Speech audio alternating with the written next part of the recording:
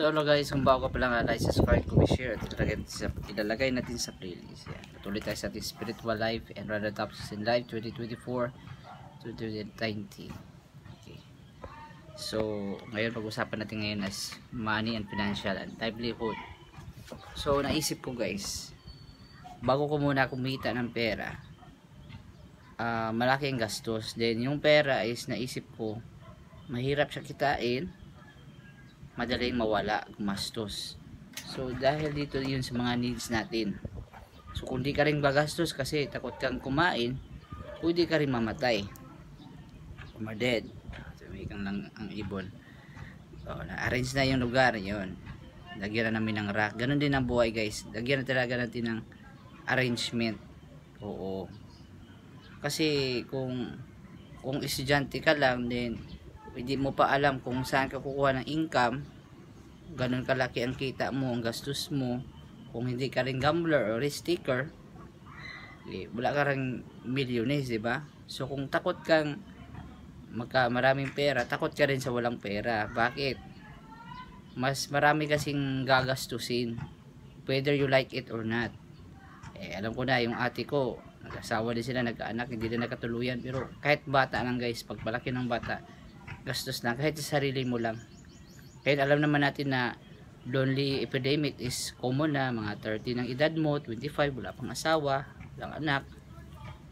Dahil mahal kasi ang living. Because of the institutional, malaki muna ang gagastusin mo sa school bago ka makapera or maka-income ng minimum wages. So parang ganun na, longer hours. Then pahirapan ang kumita kada araw, kada buwan, o kada kinsinas or 30. Kung isipin mo, ang gagastusin mo, kung ang nagpapahirap kasi sa buhay, yung walang plano sa buhay at mga bisyo natin. Kahit yung needs natin, mahirap na talaga yan. Yung kumain ka araw-araw, yung mga pangangailangan mo, mahirap na talaga yun. Lalo pang may anak ka, asawa, hindi naman masama may asawa, anak. Planuhin mo lang, ihanda mo yung buhay mo kung paano ka kumita ng pera at paano mo i-handle yung finances o mga pera mo.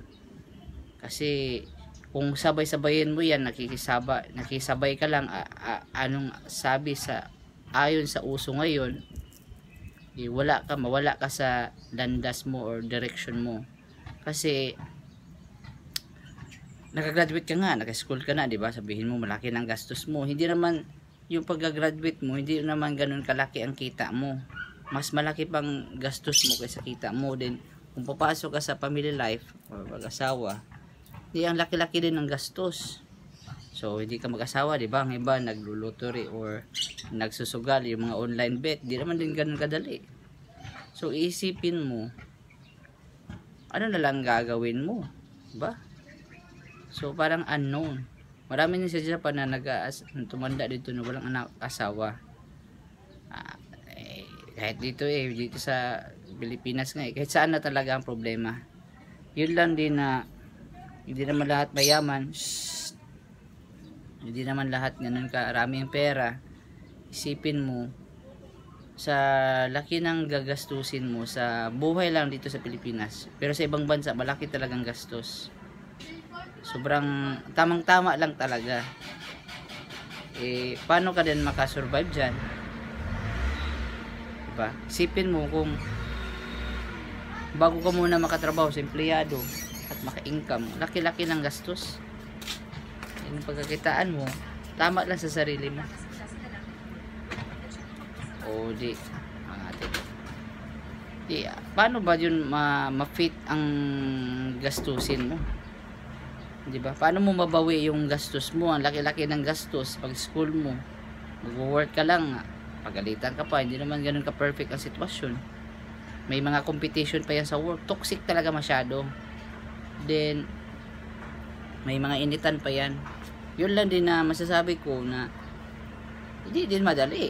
Akala mo proud na proud ka na, graduate ka na, akala mo okay ka na, kaya ko ng lahat. Hindi pa yan.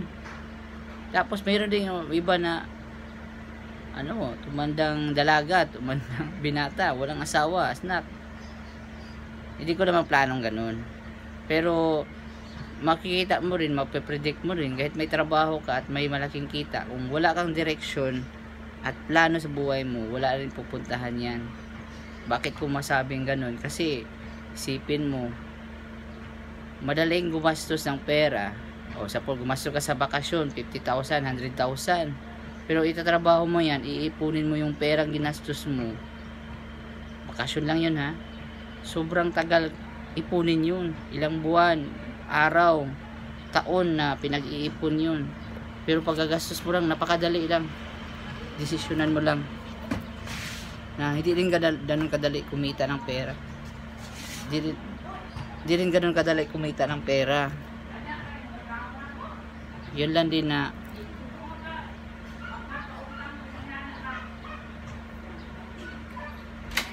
kwarta na po kayo. Ako kayo ng kwarta, hindi makapautang o hingana na. Oo ba? Oo ah. Yun lang din naisip ko na kung hindi ka risk-taker sa buhay, wala ka talaga ding pupuntahan. Kasi pag-ibig din, risk-taker din yan, parang sugal din yan. O lottery, sugal din yan. Yung pag sa school mo at pag-work yun, sugal yan. Hindi naman sa literal na sugal talaga yan. Parang gambler talaga ang sitwasyon talaga. Kailangan mong may matalo, may manalo. Pag sa school mo, hindi naman talaga lahat nanalo dyan or nagka-graduate. Kasi depende rin sa pera support wala pera Yun lang din na, yun lang din, hindi ganun kadali sitwasyon. Iba nagmamadali masyado, then wrong timing. So wala. Yun lang din na ang bata, kung may bata magkasakit talaga yan. Maliban kung i-breastfeed yan ang magulang. Ang babae wala ding time mag-alaga sa bata kasi wala siyang pera, di ba? Kailangan magtrabaho ka agad. Parang kung isipin mo, maglaga ka ng bata, wala ding, wawa din ng bata kung hindi mo siya i-breastfeeding. Kasi magsakit-sakit din ang bata. Dalawang choice alagaan mong batang walang pera, or aalis ka na may pera, ang bata rin magkakasakit, wala kang pupuntahan. You have no way to go. Graduate ka nga, school ka, graduate mo, ganun din ang sahod mo. Yung iba, yung nagregosyo lang na walang natapos, yumaman, siguro diskarte siguro yun, hindi naman siguro yun ganun style na lang lahat. Pero hindi naman ibig sabihin na pag graduate mo, pag trabaho mo, yung milyonaryo ka na agad. Upward mo na lahat ang gagawin mo, lalo na siguro walang school talaga, skill, lalo talagang mahirap.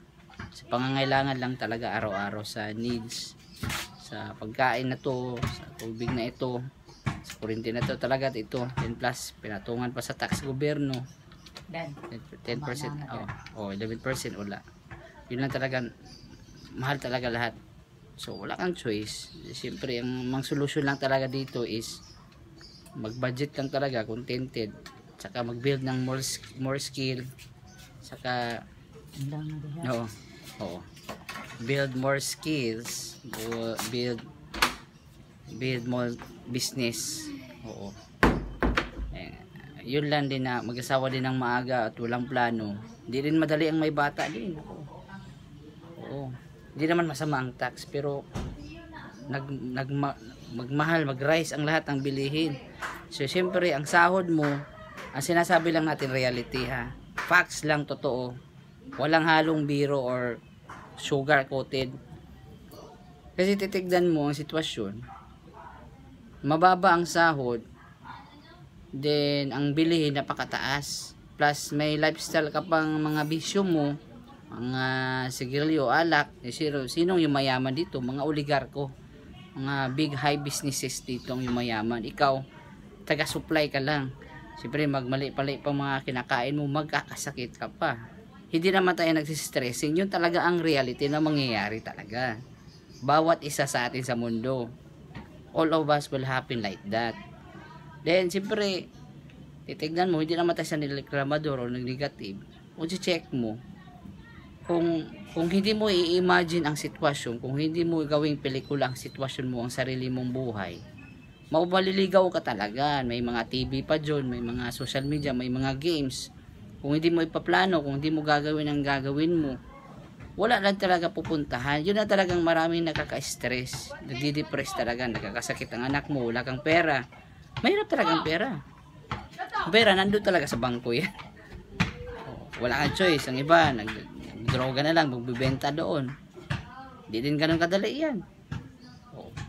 Pero masama din. Maraming mga pulis doon, mga drug lord. Yun lang din na siguro ang kahirapan na ito, tayo lang gumagawa sa sarili nating problema. Ang iba lang, hindi nila alam yung sitwasyon. Kung mababaw lang yung imagination nila, yun na talaga na excited sila mag-asawa, excited sila makagraduate, maganda ng bahay, gandang sasakyan. Yun naman talagang dream ng lahat eh. Pero ang reality is not the solution of that. Mag-asawa na, may time yan, may planning yan. Hindi yan diretso na pag-graduate mo, fantasy na lahat, ang ganda ng trabaho ko, perfect ng lahat ng sitwasyon. It's out of reality talaga yan. O kung siguro makikita mo, pero grabe mong trabaho at puyat, di kung magkasakit ka, di, yung pinaghihirapan mo, wala lang din lahat, illusion lang yun. It's is a imaginary business, tawag ito, mga illusion lang. It's just a dreaming. O pagka-graduate mo, kuan mo, ilang years ka nagsimula nag-school? 6, 9, ilang taon ka magka-graduate? 24, 'di ba, sa college? Ilan bang gagastusin mo? Wala. Di kung magkasakit-sakit ka pa, may guarantee bang mabuhay ka pa ng matagal? Hindi kasiguruhan. It's not guarantee. Katapos ba, ganun lang ba kadali ang sitwasyon? May pagkakaroon, magbata na ako kasi before 30 na ako. Titignan mong system. Diba? Hindi naman tayo anti-government or anti-society. Titignan mo lang ang sitwasyon. Ganun talaga ang reality. Yun lang na kung hindi pa tayo masyado matalino or iba yung ginagawa, magkakasakit ka pa or hindi ka naman yumamas pagkatrabaho mo, hanggang doon lang makakain ka lang. Kunting ipon lang at aral-aral na lang o skill. Hindi kasiguruhan. Yun lang din. Hindi, mag-asawang anak ka pa doon. May time para dyan. Oo. Wag mong sabay-sabayin ang lahat. Sasabayin pang magkasakit ka, may anak-asawa ka, din ang gagastusin mo, din ang sahod mo. Sa trabaho ka lang umaasa doon ang kita mo. Din mahal pa lahat ang bilihin. Skyrocket. O di, anong gagawin mo? O, yung iba na nahirapan ng pandemic, nagbebenta ng droga. O, nahuli sa mga pulis, sa mga, alam mo namang, kahit gano'ng kaipit ang problema ng buhay ng tao, kahirap, huwag mo gagawa ng masama. Don't do bad, ever. Ikaw lang na magsisi sa huli. Di, yun lang din.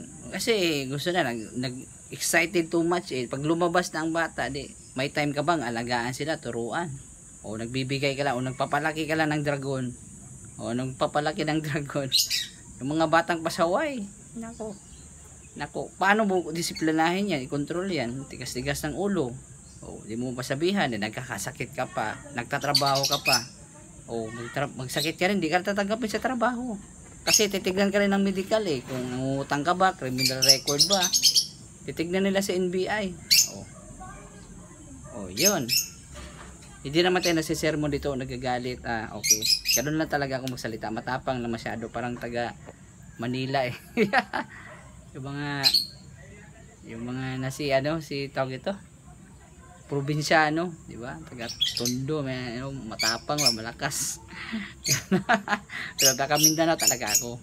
Medyo astig lang talaga ako magsalita. Yun lang din, paano mo masasabi yun? Paano mo yung parang si Coco Martin, mabait ako pero action video lang, pero hindi ako yung nangangaway na manggugulo doon, hindi naman ganun. Ganun lang talaga ako mag-isip. Ganun lang ako ang mga plano at gagawin ko. Oo. Iba, wala eh. Walang pakialam. Walang pakialam. Basta gawin ko na. Ganun. Baka kasi yung feeling mo, baka trap yun. Ang feeling na trap mo, yung parang, siguro kung mag-aasawa at nag-anak na ko, parang solve na lahat ng problema ko. Wala ba nga inisip na negosyo? Then kung may negosyo ka, hindi naman ganun kadali kumita ng pera. Oo. O diba? Hindi rin ganun kadali. Mag-iipon ka pa. Ilang taon ka pa mag-asawa. So may nakita din na 35 to 45 mag-asawa talaga ang mga tao, lalo na mga lalaki ngayon. Yung mga babae, mga before 30 o before kalendaryo. So check mo, yun, mataas ang gap. Mag-asawa ka rin ng dalaga na 20s, sobra. At yung lalaki 30-40 ni edad. So sa ngayon sa sitwasyon, kung mag-asawa ka rin ng maaga, magkasakit ka rin, lumaki din ng magkasakit ka, may tendency mamatay pa, o wala kang pera. Ang story, back story pa rin, balik pa rin ang istorya. So isipin mo, parang ginawa ko ng pelikula ang buhay. Bakit ganito ang buhay? Bakit ganito? Marami akong tanong, bakit? Ano? Baka hindi lang nila control yung sarili nila, o baka hindi naman alam nila, or baka wala nga yung pag-aaral sa school. Ang aral nila, sige, red horse doon, alak doon, mag-UC doon, magdodroga doon, magsisession, mga friends, inom-inuman doon, bidyokian, social party doon.